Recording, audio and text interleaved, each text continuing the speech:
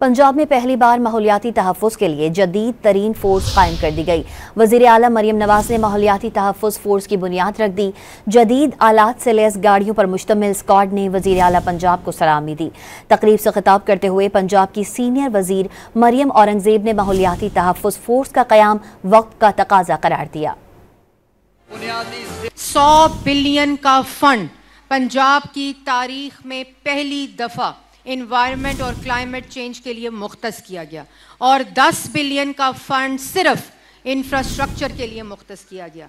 ये ना सिर्फ तारीखी इन्वेस्टमेंट है बल्कि ये इन्वेस्टमेंट पंजाब के लोगों के लिए है। किसी गवर्नमेंट में किसी अतवार में स्मॉग और एनवायरमेंटल प्रोटेक्शन की मिटिगेशन के ऊपर किसी ने काम नहीं किया और एक साल में ये जो आज आप 250 लोग फर्स्ट फेज़ EPA फोर्स का देख रही हैं, ये आपके विजन की इम्प्लीमेंटेशन है।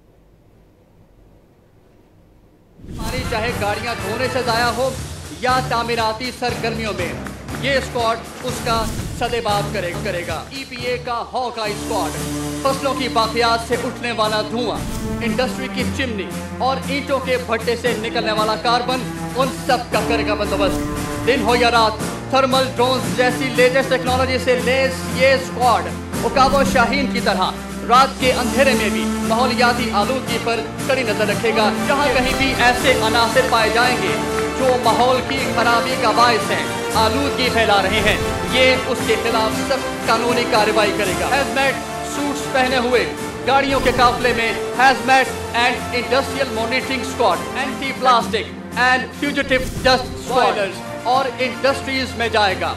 उनसे निकलने वाले धुएं और वेस्ट वाटर्स के सैंपल्स इकट्ठे करेगा, उनका साइंटिफिक और केमिकल एनालिसिस करेगा।